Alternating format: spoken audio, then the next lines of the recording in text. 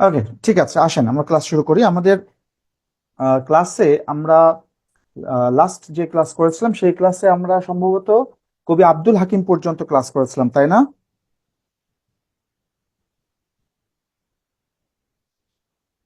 একটু কথা বলেন, সাড়া দিয়েন, হ্যাঁ।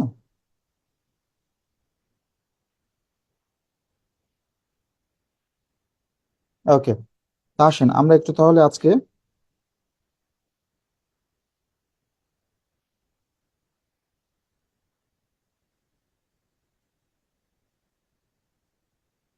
আমরা চলে যাব আমাদের আহ আব্দুল হাকিমের পরে আমরা যার কাছে যাব সেই ব্যক্তির নাম হচ্ছে কোরেশি মাগন ঠাকুর। দেখেন, নামটা হচ্ছে কোরেশি মাগন ঠাকুর। আচ্ছা, খেয়াল করে দেখেন, এই যে কোরেশি মাগন ঠাকুর, তার নামে যদিও একজন ঠাকুর আছে, কিন্তু তিনি কোনোভাবে কিন্তু হিন্দু ছিলেন না। তার নামে ঠাকুর আছে কিন্তু তিনি হিন্দু ছিলেন না, তিনি ছিলেন মুসলিম, হ্যাঁ। কোরেশি এই শব্দটা এসেছে কোরাইশ থেকে, কোরাইশ থেকে কোরেশি। তো এখান থেকে বোঝা যায় তিনি আসলে মুসলিম ছিলেন। তো তিনি ছিলেন মূলত আরাকান রাজসভার মন্ত্রী। কি ছিলেন? আরাকান আরাকান রাজসভার মন্ত্রী, বা তাদেরকে বলা হতো অমাত্য। আরাকান রাজসভার অমাত্য বা মন্ত্রী ছিলেন। অমাত্য বা মন্ত্রী ছিলেন। আচ্ছা, এই ভদ্রলোক আসলে আমাদের খুব বেশি গুরুত্বপূর্ণ না, একটা জিনিসের জন্য তিনি শুধু বিশেষভাবে গুরুত্বপূর্ণ, সেটা হচ্ছে আমাদের যে মহাকবি আলাওল আছেন, মহাকবি আলাওলের একটি বিখ্যাত কাব্য ছিল। মহাকবি আলাওলের রচিত একটি বিখ্যাত কাব্য ছিল, কাব্যটার নাম হচ্ছে পদ্মাবতী। এই পদ্মাবতী কাব্যের এর পৃষ্ঠপোষক ছিলেন হচ্ছে কোরেশী মাগুন ঠাকুর। এই পৃষ্ঠপোষকতার কারণে মূলত তিনি আমাদের বাংলা সাহিত্যে একটু গুরুত্বপূর্ণ। অর্থাৎ মহাকবি আলাওল এর যে রচিত কাব্য পদ্মাবতী, পদ্মাবতীর পৃষ্ঠপোষক ছিলেন হচ্ছে কোরেশী মাগন ঠাকুর। আর কোরেশী মাগন ঠাকুরের একটাই মাত্র কাব্য ছিল। কোরেশী মাগন ঠাকুরের যে কাব্য ছিল তার নাম হচ্ছে চন্দ্রাবতী। চন্দ্রাবতী সম্পর্কে, চন্দ্রাবতী নামে আমরা আরো একজনের নাম শুনেছি গতদিন। চন্দ্রাবতী কে ছিলেন? চন্দ্রাবতী ছিলেন হচ্ছে রামায়ণের নারী অনুবাদক, একমাত্র নারী অনুবাদক বা প্রথম নারী অনুবাদক। ওই চন্দ্রাবতী আর এই চন্দ্রাবতী কিন্তু আলাদা। ঠিক আছে, কোরেশী মাগন ঠাকুরের একটি মাত্র কাব্য রয়েছে, সেটা হচ্ছে চন্দ্রাবতী। তবে কোরেশী মাগন ঠাকুর মূলত মহাকবি আলাওলের মানে কাব্য সাধনার পৃষ্ঠপোষক ছিলেন। ওকে, তা আমরা একটু কোরেশী মাগন ঠাকুর সম্পর্কে বেশি আলোচনা না, আমরা এই যে এখান থেকে টেনে আমরা মহাকবি আলাওলের কাছে যাব। মহাকবি আলাওল আমাদের জন্য অত্যন্ত গুরুত্বপূর্ণ একটা আলোচনা। চলেন আমরা মহাকবি আলাওলের দিকে একটুখানি যাই।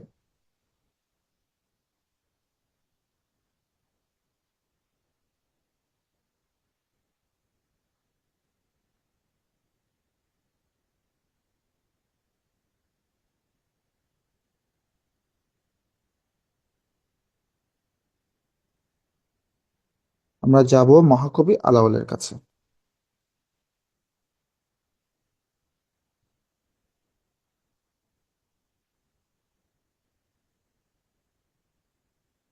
খেয়াল করে দেখেন,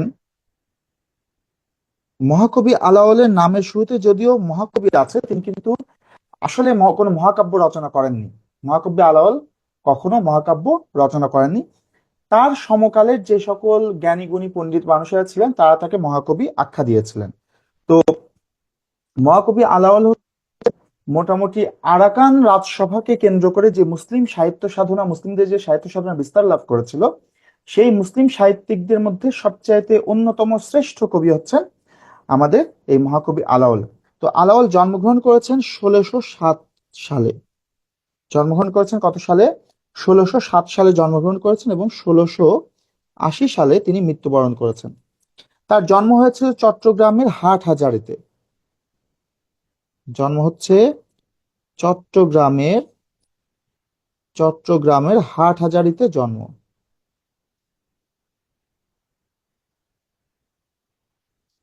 চট্টগ্রামের হাটহাজারীতে তার জন্ম। তো খেয়াল করে দেখেন, আমরা একটু কবি আলাওলের যে কাব্য সাধনাগুলো আছে, কবিতা গুলো আছে, সেগুলো নিয়ে একটু আমরা ডিসকাস করতে চাই। মহাকবি আলাওল মূলত আরবি ফার্সি গ্রন্থের অনুবাদ কর্ম করেছেন। মহাকবি আলাওল মূলত অনুবাদ করেছেন কি থেকে? আরবি ফার্সি থেকে অনুবাদ করেছেন। আরবি ফার্সি থেকে অনুবাদ করেছেন। তার বেশিরভাগ, তার ম্যাক্সিমাম লেখাই হচ্ছে, ম্যাক্সিমাম কি প্রায় সবগুলো লেখা হচ্ছে আরবি ফার্সি বিভিন্ন গ্রন্থ থেকে অনুবাদ করা। তো মহাকবি আলাওলের যে সকল অনুবাদ কর্ম আমাদের অত্যন্ত গুরুত্বপূর্ণ, সেই অনুবাদ কর্ম সম্পর্কে আমরা একটু জেনে নিতে চাই। আসেন। তো মহাকবি আলাওলের গ্রন্থগুলো একটু আমি লিখে দিচ্ছি। গ্রন্থগুলো হচ্ছে, আমি কয়েকটি গ্রন্থের নাম লিখছি। মনে করেন পদ্মাবতী, তার সবচেয়ে বিখ্যাত গ্রন্থ পদ্মাবতী। এরপরে রয়েছে সয়ফুল মুলুক বদিউজ্জামাল,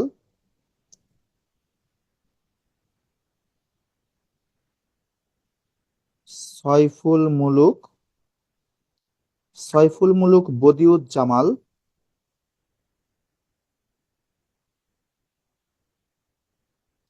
এছাড়া তার গ্রন্থ রয়েছে তোহফাতুন নেসা, তোহফা, তার একটি গ্রন্থ আছে তোহফা, এটি অনেক বিখ্যাত গ্রন্থ তোহফা। তো আহ এই তিনটি গ্রন্থই হচ্ছে অনুবাদ কর্ম। তো এই যে পদ্মাবতীটা, তার আরো কয়েকটা গ্রন্থ আছে, যেমন আরেকটা আছে হচ্ছে, আমার এই মুহূর্তে মনে পড়ছে, সপ্তপয়কর বা হপ্তপয়কর। এটাকে সপ্তপয়কর বা হপ্তপয়কর বলে, হ্যাঁ, সপ্তপয়কর বা হপ্তপয়কর। এছাড়া আছে আরেকটি গ্রন্থ সিকান্দর নামা, সিকান্দর নামা। এইগুলো কিন্তু সবই গুরুত্বপূর্ণ গ্রন্থ। তো মহাকবি আলাওলের এই যে পদ্মাবতী গ্রন্থটি, পদ্মাবতী কাব্য, এই পদ্মাবতী কাব্যটি কোথা থেকে অনুবাদ করা হয়েছে সেটা একটুখানি বলে দিই। এটা হচ্ছে একজন হিন্দি কবি ছিলেন। হিন্দি কবি লাল্লুজি রচিত একটি গ্রন্থ ছিল। তার গ্রন্থটির নাম হচ্ছে পদুমাবত।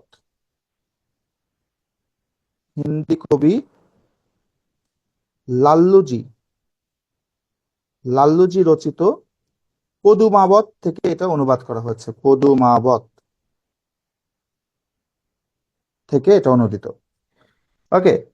তোহফা গ্রন্থটি অনুদিত হচ্ছে ইউসুফ গদা নামে একজন লেখক ছিলেন, ইউসুফ গদা। এই ইউসুফ গদার তোহফাতুন নেসা গ্রন্থটার নাম কি? তোহফাতুন নেসা। ইউসুফ গদার তোহফাতুন নেসা এই গ্রন্থের অনুবাদ হচ্ছে তোহফা গ্রন্থটি।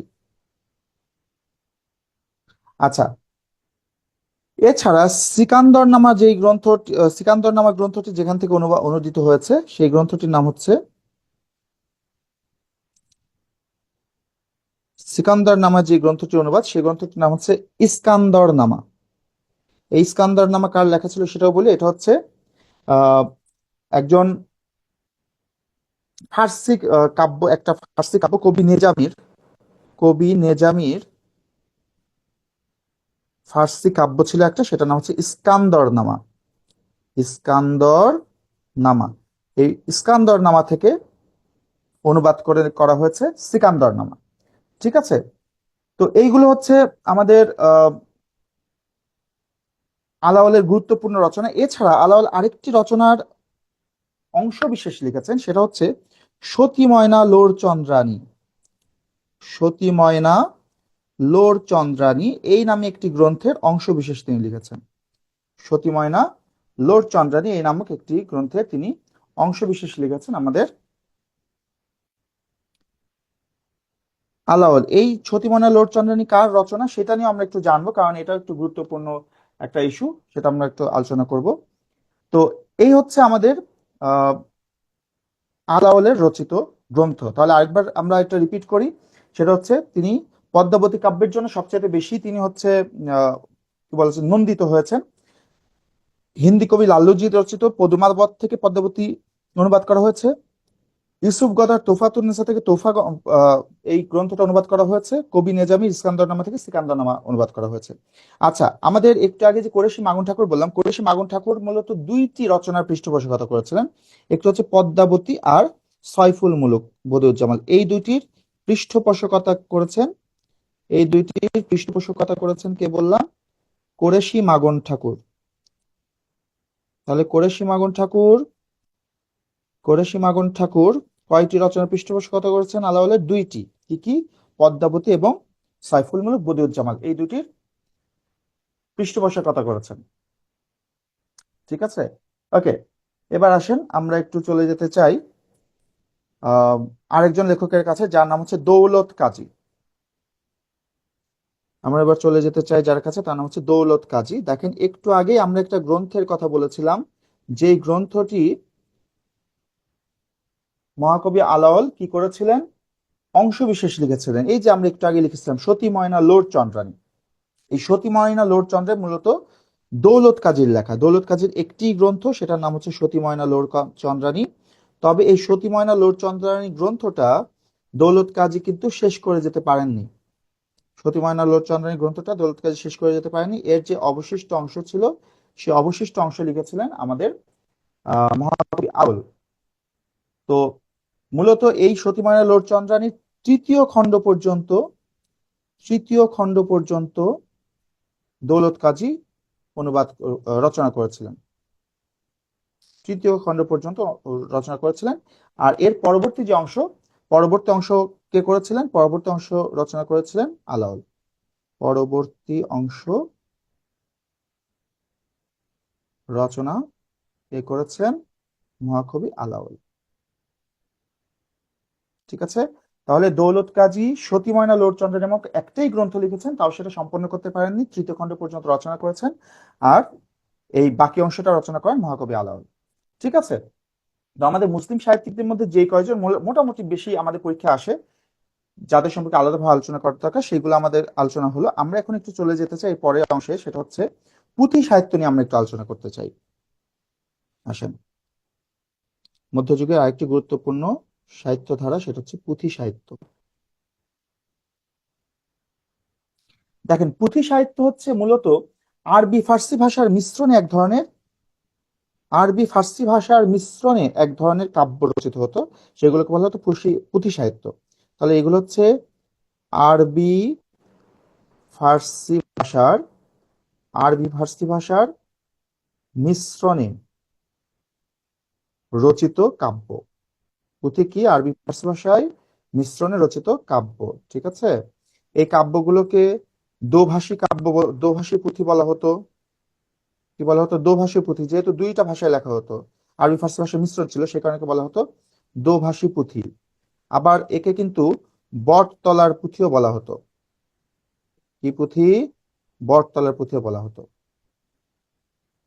এখন দেখেন, পুঁথি সাহিত্যের সবচাইতে জনপ্রিয় কবি কে? পুঁথি সাহিত্যের সবচাইতে জনপ্রিয় ও সার্থক কবি, যিনি, তার নাম হচ্ছে ফকির গরিবুল্লাহ। নাম কি? ফকির গরিবুল্লাহ। আমরা এই ফকির গরিবুল্লাহর নাম আরেকবার পড়েছিলাম ইউসুফ জুলেখা আলোচনা করার সময়। এই ফকির গরিবুল্লাহ কিন্তু ইউসুফ জুলেখাও রচনা করেছেন। ফকির গরিবুল্লাহ। তো ফকির গরিবুল্লাহ হচ্ছেন পুঁথি সাহিত্যের সবচেয়ে জনপ্রিয় এবং সার্থক কবি। ওকে, এখন ফকির গরিবুল্লাহর কয়েকটি আহ সাহিত্যকর্ম আমরা একটুখানি দেখে নিতে চাই, গুরুত্বপূর্ণ যে কয়টা।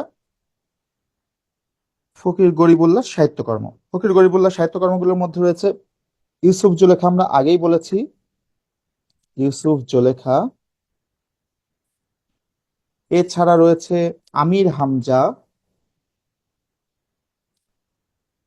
হামজা। এছাড়া রয়েছে সোনাভান। আর রয়েছে সত্যপীরের পুঁথি।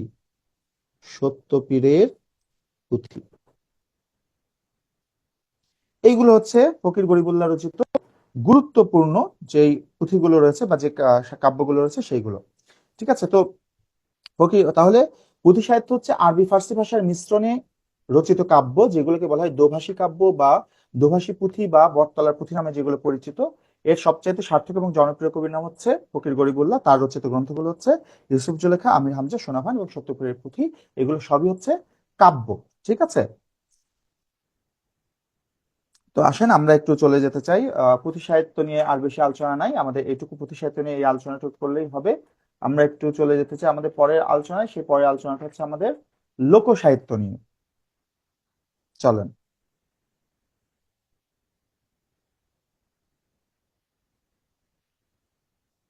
লোক সাহিত্য। লোক সাহিত্য এটাকে ইংরেজিতে কি বলে? লোক সাহিত্য শব্দটাকে এটাকে ইংরেজিতে বলা হয় হচ্ছে, sorry, ইংরেজিতে বলা হয় ফোকলোর। ইংরেজিতে কি বলে? ফোকলোর। আমাদের বিভিন্ন বিশ্ববিদ্যালয়ে কিন্তু ফোকলোর ডিপার্টমেন্ট রয়েছে। তো এই লোকসাহিত্য মূলত কি জিনিস? লোকসাহিত্য হচ্ছে আমাদের পল্লী গ্রামের বিভিন্ন মানুষের মুখে মুখে যে ধরনের যে সাহিত্যগুলো, যে কবিতাগুলো, যে গানগুলো প্রচলিত ছিল, সেইগুলোই মূলত লোকসাহিত্য। তো লোকসাহিত্যগুলোর মধ্যে সবচাইতে পুরাতন প্রাচীন যেটা, সেটাকে বলা হয় ছড়া। লোকসাহিত্যের প্রাচীন যে নিদর্শন, লোকসাহিত্যের প্রাচীন নিদর্শন বা প্রাচীন সৃষ্টি হচ্ছে ছড়া। লোকসাহিত্যগুলোর প্রাচীনতম সৃষ্টি বা প্রাচীনতম নিদর্শন হচ্ছে ছড়া। আসেন, ছড়া কি জিনিস সেটা একটুখানি জানি। ছড়া হচ্ছে এক ধরনের সুর ঝংকারময় এক ধরনের কাব্য, যেগুলো বিশেষ কোনো তাৎপর্য বহন করে না।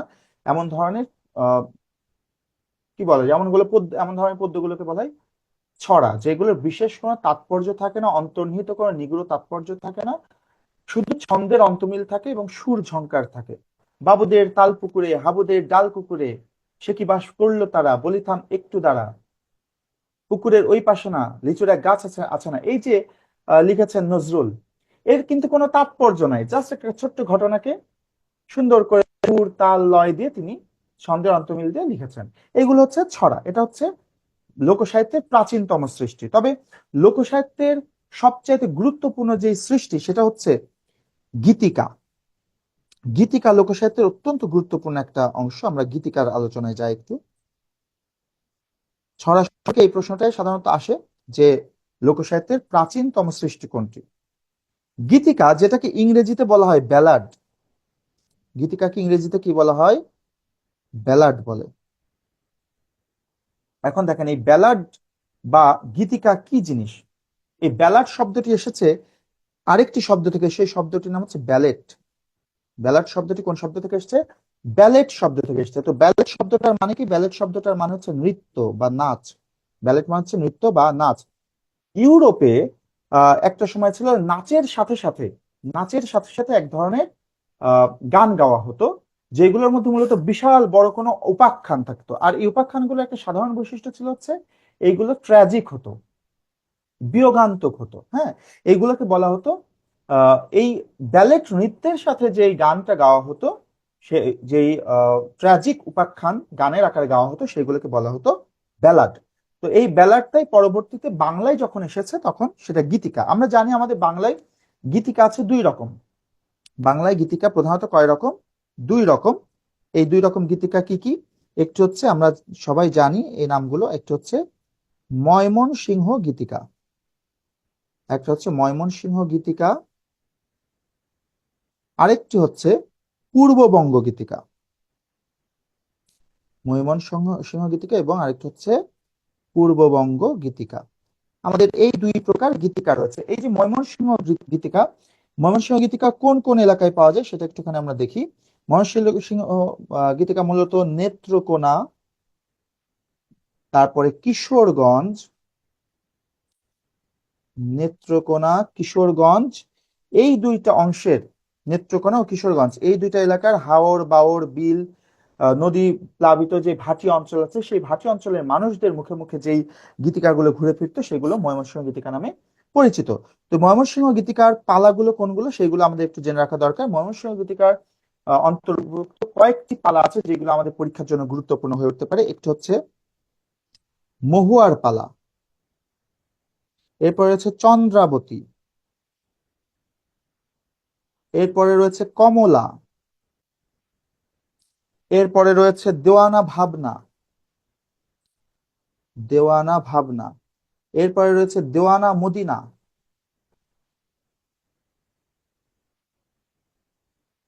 হ্যাঁ, এইগুলো হচ্ছে আমাদের ময়মনসিংহ গীতিকার গুরুত্বপূর্ণ পালা। আমরা একটু পূর্ববঙ্গ গীতিকার তথ্যটাও একটু জেনে নিই। পূর্ববঙ্গ গীতিকা কোন এলাকার সেটা একটুখানি আগে জেনে নিতে চাই। পূর্ববঙ্গ গীতিকা হচ্ছে মূলত নোয়াখালী ও চট্টগ্রাম অঞ্চলের। পূর্ববঙ্গ গীতিকা হচ্ছে নোয়াখালী আর চট্টগ্রাম এই দুইটি অঞ্চলের গ্রামগঞ্জ ভাটি এলাকায় যে সকল গান মানুষের মুখে মুখে ফিরতো, সেগুলো হচ্ছে পূর্ববঙ্গ গীতিকা। তো পূর্ববঙ্গ গীতিকার মধ্যে যেগুলো গুরুত্বপূর্ণ আছে সেইগুলোর নাম একটুখানি আমরা জেনে নিই। পূর্ববঙ্গ গীতিকার মধ্যে যেই পালাগুলো বেশি গুরুত্বপূর্ণ পরীক্ষা আসার মতো, সেইগুলোর মধ্যে সবচেয়ে গুরুত্বপূর্ণ হচ্ছে নিজাম ডাকাতের পালা।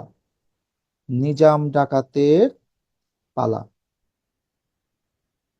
নিজাম ডাকাতের পালা রয়েছে। এছাড়া রয়েছে কাফন চোর, নিজাম ডাকাতের পালা। তারপর রয়েছে কাফন চোর। এছাড়া রয়েছে ভেলুয়া। হ্যাঁ, এইগুলো বেশি ইম্পর্টেন্ট। তো আমাদের যে গীতিকাগুলো, এই গীতিকাগুলো কারা সংগ্রহ করেছেন, এটা একটা গুরুত্বপূর্ণ প্রশ্ন, পরীক্ষায় প্রশ্ন আসে ময়মনসিংহ গীতিকা কে সংগ্রহ করেছেন। তো দেখেন, গীতিকা যারা সংগ্রহ করেছেন, আমি এখানে লিখতে চাই গীতিকার সংগ্রাহক। সংগ্রাহক যারা এই ময়মনসিংহ গীতিকা এবং পূর্ববঙ্গ গীতিকা আমাদেরকে সংগ্রহ করে দিয়েছেন, সেই সংগ্রাহকদের নাম হচ্ছে, সবার উপরে যার নাম, এই নামটাই পরীক্ষায় বেশি আসে, নামটা হচ্ছে চন্দ্রকুমার দে। যদি পরীক্ষা আসে ময়মনসিংহ গীতিকার সংগ্রহ কে করেছেন বা সংগ্রাহক কে, সাধারণত অপশনে চন্দ্রকুমার দেটাই বেশি থাকে, এনার নামটাই সবার আগে আসে, তাই এই নামটা ভালো করে মনে রাখবেন। এছাড়া আরো কয়েকজন গুরুত্বপূর্ণ লেখক আছেন যারা আমাদের এইগুলো সংগ্রহ করে দিয়েছেন, তার মধ্যে আছেন কবি জসিমউদ্দিন, এছাড়া আছেন আশুতোষ চৌধুরী, আশুতোষ চৌধুরী, এছাড়া রয়েছেন বিহারীলাল সরকার, বিহারীলাল সরকার, আরো আছেন নাগেন্দ্র চন্দ্র দে, সরি নগেন্দ্র চন্দ্র দে, নগেন্দ্র চন্দ্র দে। এছাড়া রয়েছেন মনোরঞ্জন চৌধুরী, মনোরঞ্জন চৌধুরী। এই ভদ্রলোক, এনারা কি করেছেন, আমাদেরকে এই গীতিকাগুলো সংগ্রহ করে দিয়েছেন। যদি পরীক্ষার প্রশ্ন আসে ময়মনসিংহ গীতিকা বা পূর্ববঙ্গ গীতিকা কে সংগ্রহ করেছেন, এই সবগুলোই উত্তর। তবে সাধারণত আমাদের পরীক্ষায় উত্তর হিসাবে আসে হচ্ছে চন্দ্রকুমার দে। ঠিক আছে, মনে রাখবেন ইনি কিন্তু সংগ্রাহক, নট সম্পাদক, সংগ্রাহক। ঠিক আছে, তবে ময়মনসিংহ গীতিকা সম্পাদনা করেছেন কিন্তু আরেকজন, তার নাম বলবো। তাহলে যদি বলে ময়মনসিংহ গীতিকা সংগ্রাহককে, তাহলে সেটা হচ্ছে চন্দ্রকুমার দে। তবে এই সংগ্রহের উদ্যোগ নিয়েছিলেন কিন্তু আরেকজন।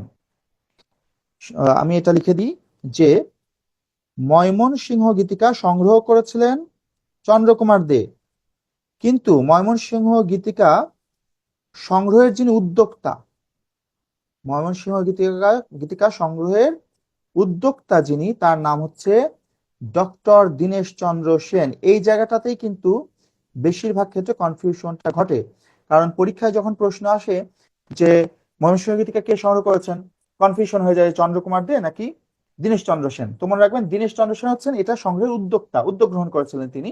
তবে যদি সংগ্রাহকের নাম জানতে চায় তাহলে সেটা অবশ্যই হবে কি, আমাদের চন্দ্রকুমার দে হবে উত্তর। ঠিক আছে, তো আরো কয়েকটি তথ্য আমরা একটুখানি এখানে টুকে নিতে চাই ছোট্ট করে, ছোট ছোট তথ্য।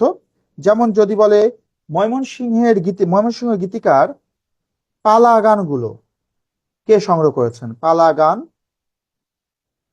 গানগুলো, সরি হাতের লেখার কিছু একটা হয়ে যাচ্ছে, পালা গানগুলো যিনি সংগ্রহ করেন তার নাম হচ্ছে চন্দ্রকুমার দে। পালা গান সংগ্রহ করেন কে, চন্দ্রকুমার দে।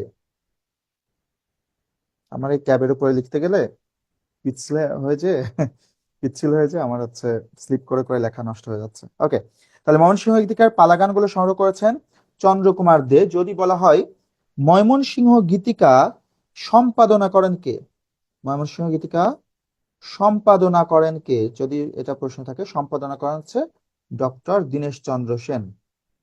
ময়মনসিংহ গীতিকা সম্পাদনা করেন কি, ডক্টর দীনেশ চন্দ্র সেন। ঠিক আছে, আরেকটা জিনিস মনে রাখবেন, ময়মনসিংহ গীতিকা এটা অনুদিত হয়েছে 23টি ভাষায়। অনুদিত হয়েছে মানে অনুবাদ হয়েছে, অনুদিত হয়েছে কয়টি ভাষায়, 23টি ভাষায়। ময়মনসিংহ গীতিকা অনুবাদ হয়েছে 23টি ভাষায়।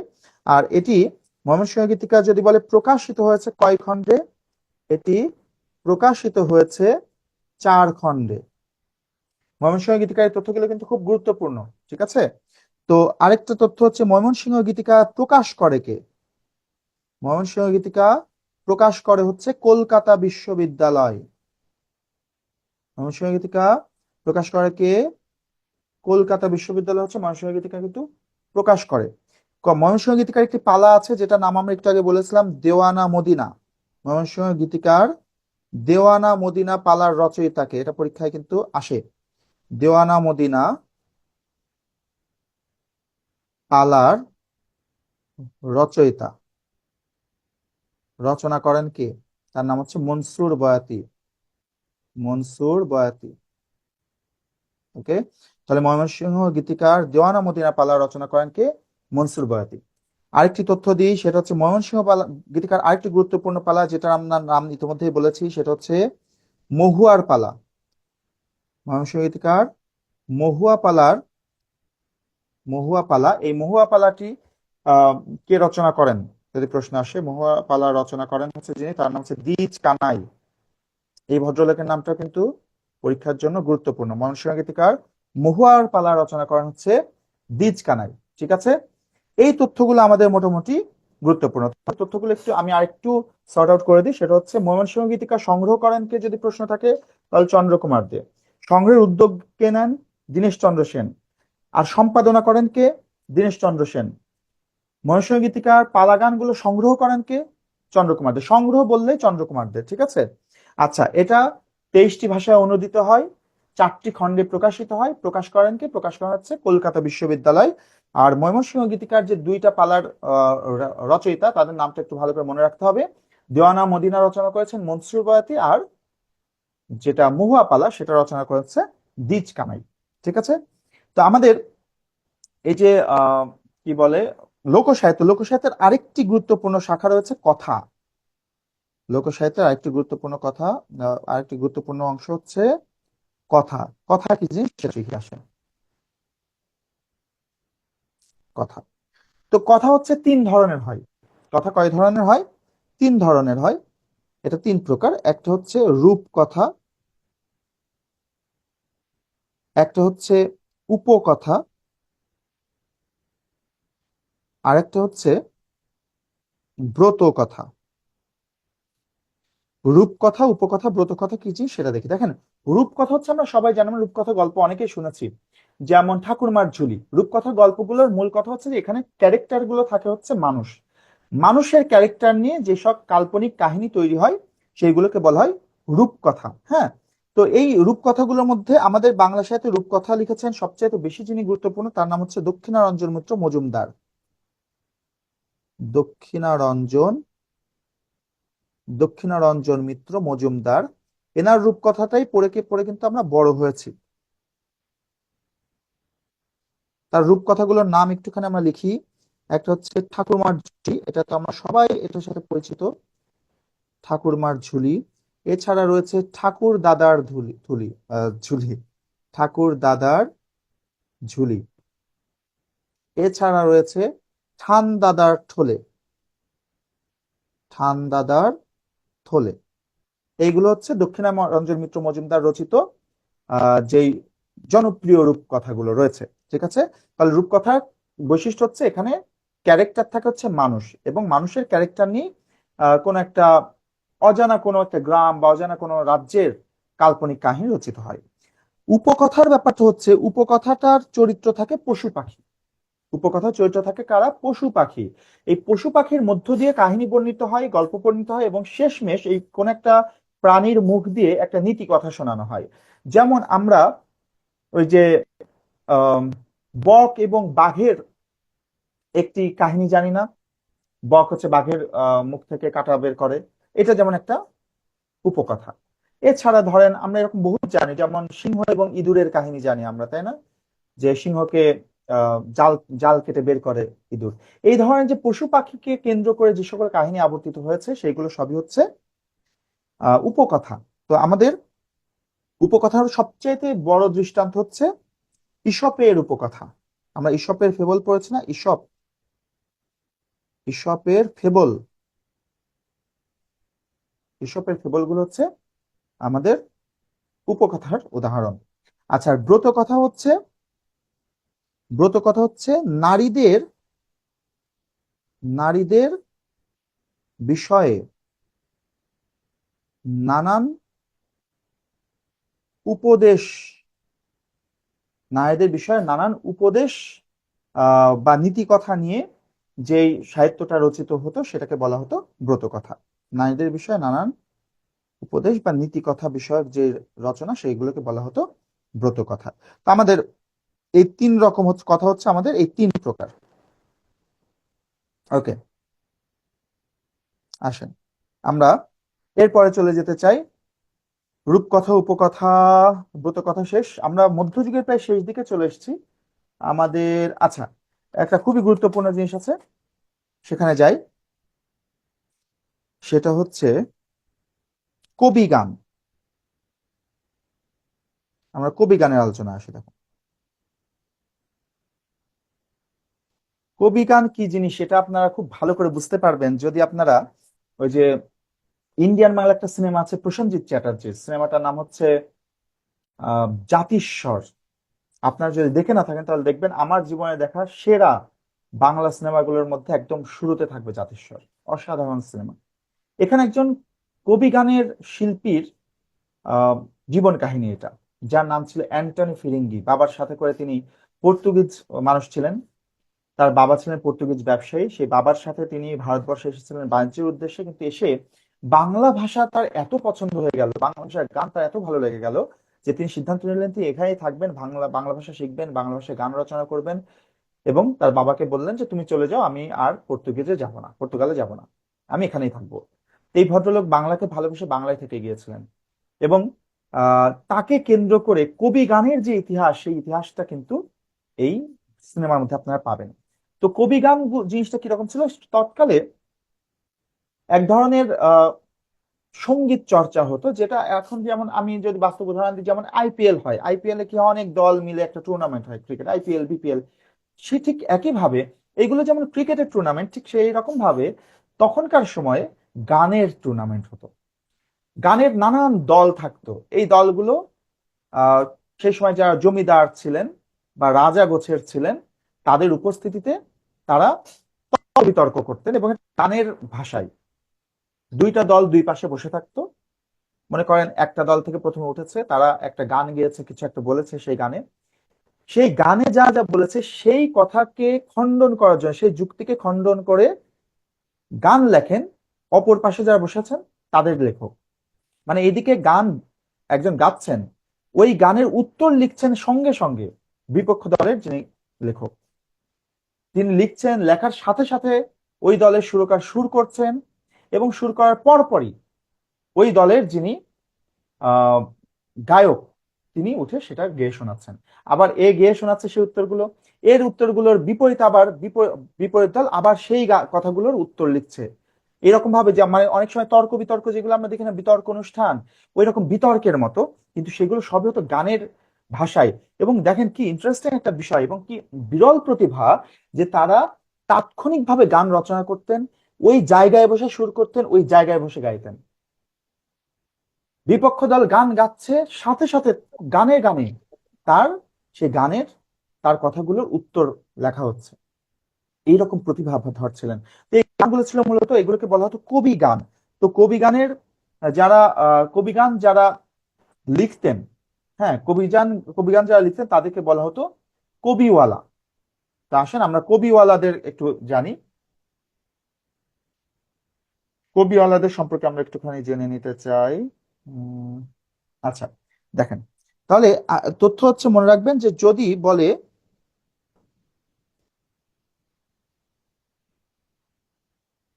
কবি গান রচনা করেছে করতেন তারা, তাদেরকে কি বলা হয়? কবি গান রচয়িতা। কবি গান রচয়িতাদের বলা হতো শায়ের। কবি গান রচয়িতাদের বলা হয় শায়ের। আর কবিগান যারা গাইতেন, কবিগান যারা গাইতেন, যারা গায়ক ছিলেন তাদেরকে বলা হতো কবিওয়ালা। কবিগান যারা লিখতেন তারা শায়ের, আর যারা গাইতেন তাদেরকে বলা হয় কবিওয়ালা। তো কবি গানের আদি গুরু কাকে বলা হয় যদি প্রশ্ন আসে? কবি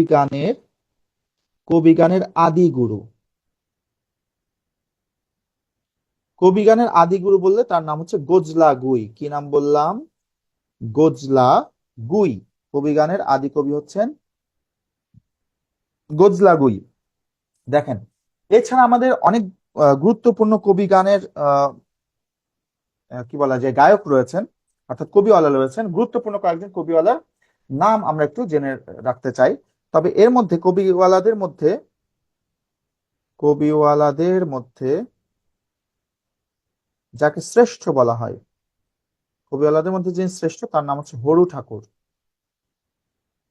কবিওয়ালাদের মধ্যে যিনি শ্রেষ্ঠ কবিওয়ালা তার নাম ছিল হরু ঠাকুর।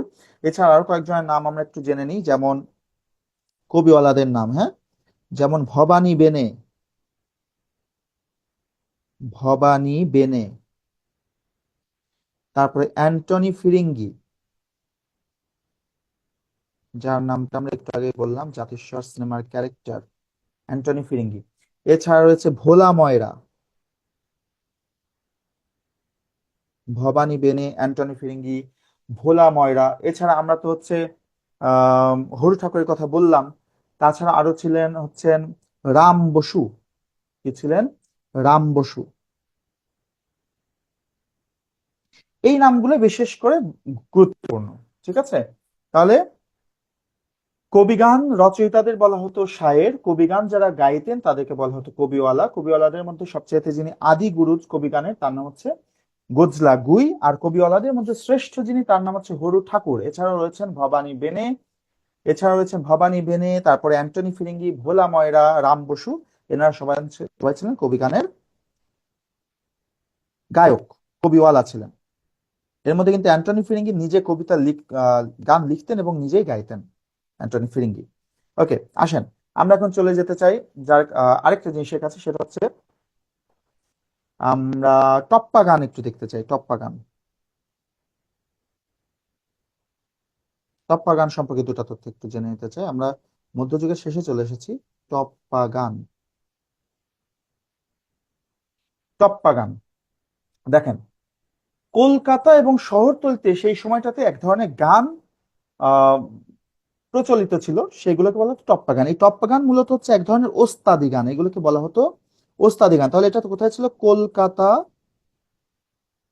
কলকাতা ও শহরতলিতে এই গানগুলো গাওয়া হতো, কলকাতা ও শহরতলিতে প্রচলিত ছিল, কলকাতা ও শহরতলিতে প্রচলিত। ওকে, তাহলে কলকাতা ও শহরতলিতে প্রচলিত, এবং এই গানগুলোকে কি বলা হতো? ওস্তাদি গান বলা হতো। গানগুলোকে বলা হতো ওস্তাদি গান।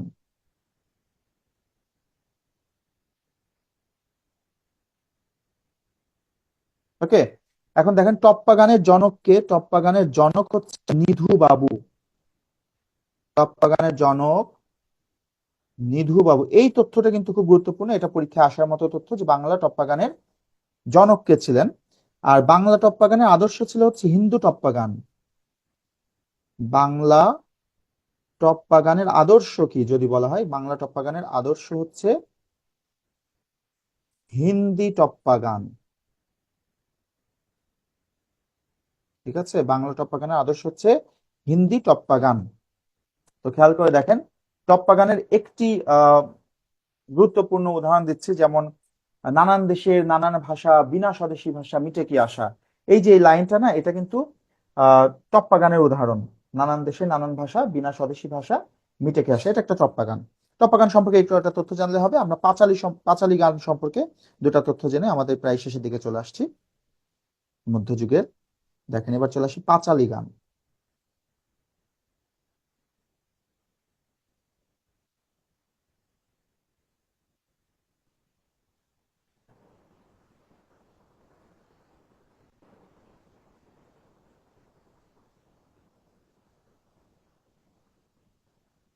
খেয়াল করেন, পাঁচালী গানে আসি আমরা। পাঁচালী গানগুলো কি জিনিস দেখেন, এই কবি গানের ওই যুগেই কিন্তু এই পাঁচালী গানের প্রচলন ছিল। ঠিক আছে, তো পাঁচালী গানের শক্তিশালী যিনি কবি ছিলেন তার নাম ছিল হচ্ছে দাশরথী রায়। পাঁচালী গানের শক্তিশালী কবি যদি বলা হয়, তাহলে তার নাম হচ্ছে দাশরথী রায়, ইনি সবচেয়ে উল্লেখযোগ্য আর কি। দাশরথী রায় পাঁচালী গানের উল্লেখযোগ্য এবং শক্তিশালী কবি। তিনি খ্যাত ছিলেন কি নামে? দাণ্ড রায় নামে। দাণ্ড রায় নামে খ্যাত। তিনি ছিলেন দান্ডরায় নামে খ্যাত ছিলেন, ঠিক আছে। আর তার পাঁচালী গানের পালা প্রকাশিত হয়েছিল 10 গানের, দরকার নেই, ইম্পর্টেন্ট না। তাহলে পাঁচালী গান সম্পর্কে এটুকু মনে রাখেন যে পাঁচালী গানের সবচাইতে উল্লেখযোগ্য যে কবি তিনি হচ্ছে দাশরথী রায়, আর দাশরথী রায় দান্ডরায় নামে খ্যাত ছিলেন, ঠিক আছে। আচ্ছা, মধ্যযুগে আরেক ধরনের সাহিত্য ছিল যেটা নিয়ে ছোট্ট একটু আলোচনা করা যায়, সেটা হচ্ছে জীবনী সাহিত্য। জীবনী সাহিত্যটাও মধ্যযুগে এসেছে।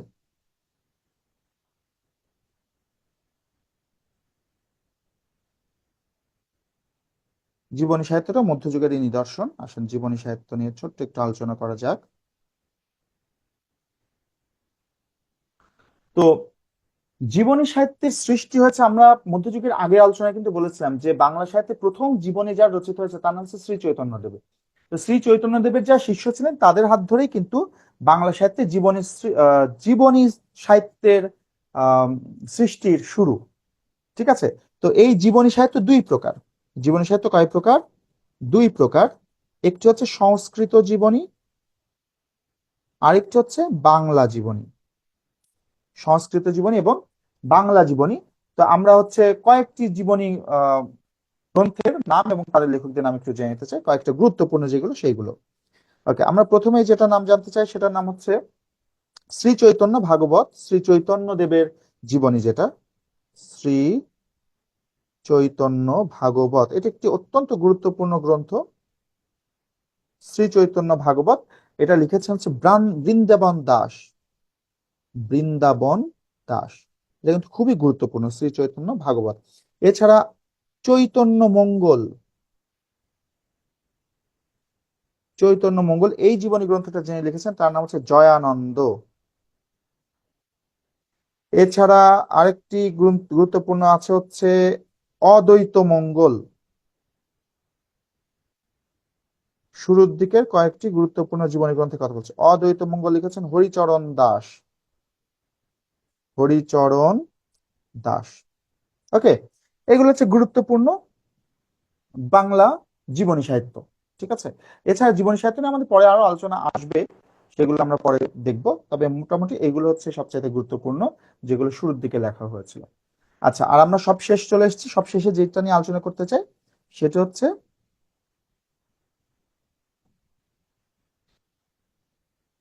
যুগ সন্ধিক্ষণ।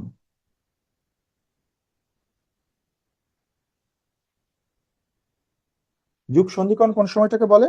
মধ্যযুগ এবং আধুনিক যুগের যে মিলন সময়টা, মিলন স্থল, সেটাকে বলা হয় যুগ সন্ধিক্ষণ।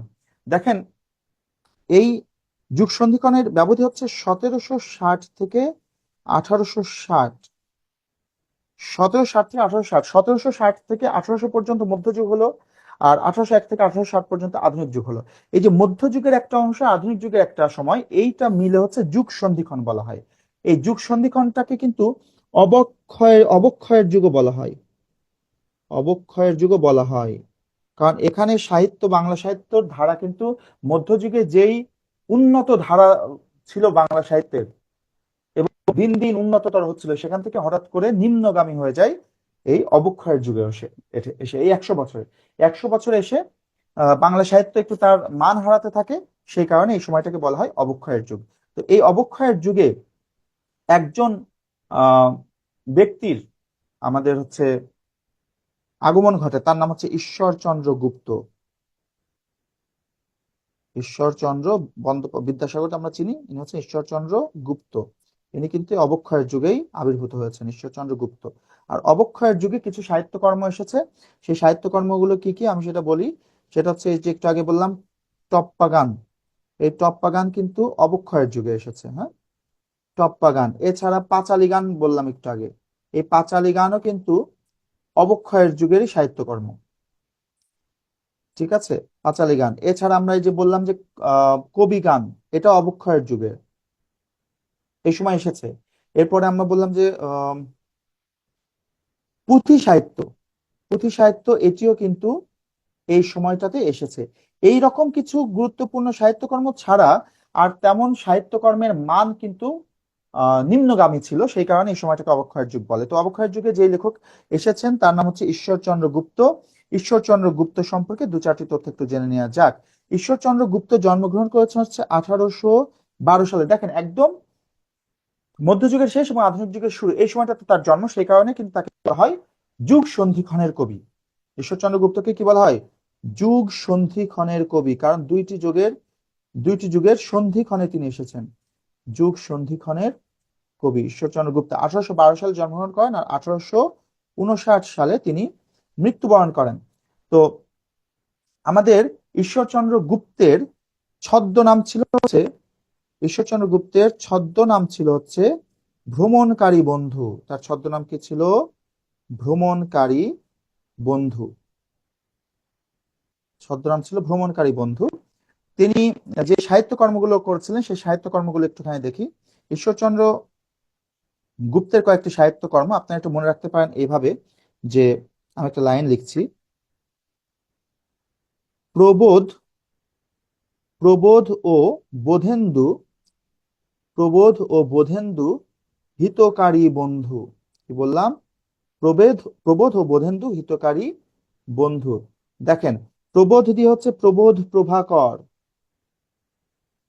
বোধেন্দু হচ্ছে বোধেন্দু বিকাশ, হিতকারী দিয়ে হচ্ছে হিত প্রভাকর। এর মধ্যে দেখেন এই যে প্রবোধ প্রভাকর আর হিত প্রভাকর, এই দুটো হচ্ছে কাব্য, আর বোধেন্দু বিকাশ এটা হচ্ছে নাটক। ঠিক আছে? আরেকটা যেটা বললাম আমরা বন্ধু দিয়ে হচ্ছে, এই যে একটু আগে বললাম ভ্রমণকারী বন্ধু ছদ্মনাম, ওইটা বন্ধু দিয়ে এটা নির্দেশ করা আছে, ভ্রমণকারী বন্ধু ছদ্মনাম।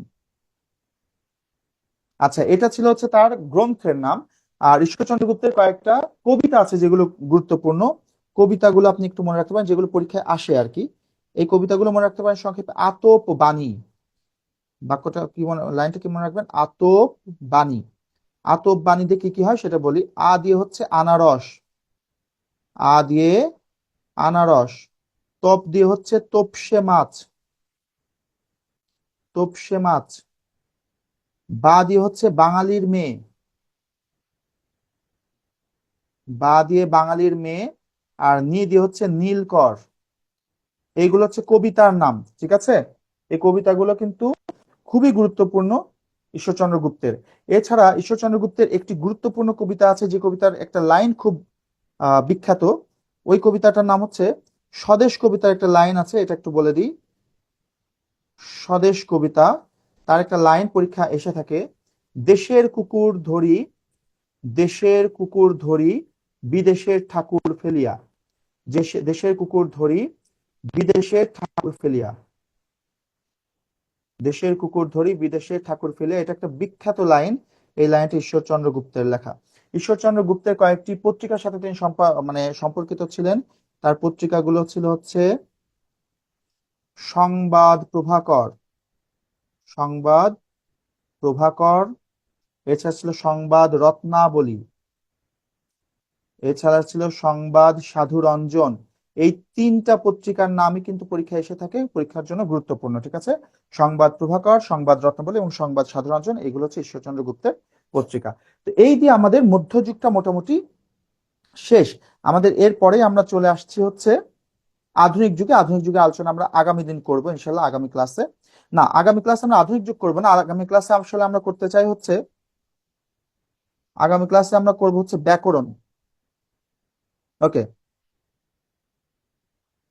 তো আজকে আমাদের মধ্যযুগের আলোচনা এটুকুই। আমরা মধ্যযুগ কিন্তু কমপ্লিট করে ফেললাম। আমরা নেক্সট ক্লাসে ব্যাকরণ করবো, ব্যাকরণের আরো কয়েকটা টপিক এগিয়ে নিয়ে তারপরে আমরা আধুনিক যুগের সাহিত্যে যাব।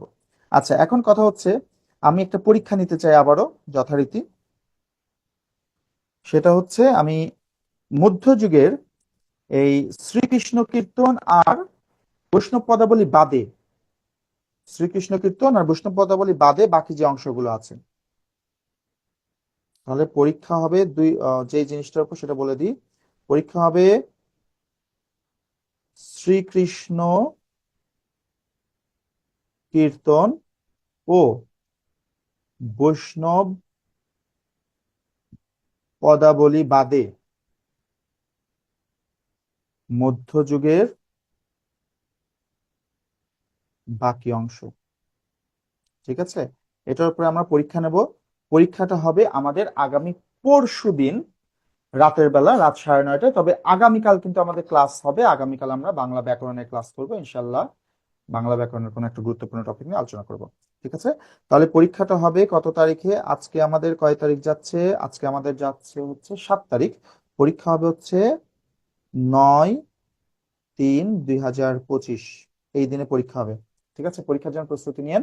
আর আগামীকাল ব্যাকরণ ক্লাস হবে, ব্যাকরণের ক্লাসে হাজির হয়ে যান। ঠিক আছে, তাহলে আজকের ক্লাসটা আমরা এখানেই রাখতে চাই। সবাই ভালো থাকেন, সুস্থ থাকেন। অনেক অনেক ধন্যবাদ। আজকের মতো এই পর্যন্তই। আচ্ছা, কারো কোনো কথা থাকলে বলেন তো, কোনো কথা থাকলে বলেন তো, কথা শুনি।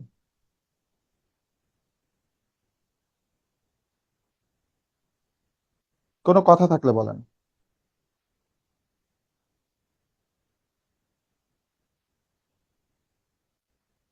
কারো কোনো কথা আছে?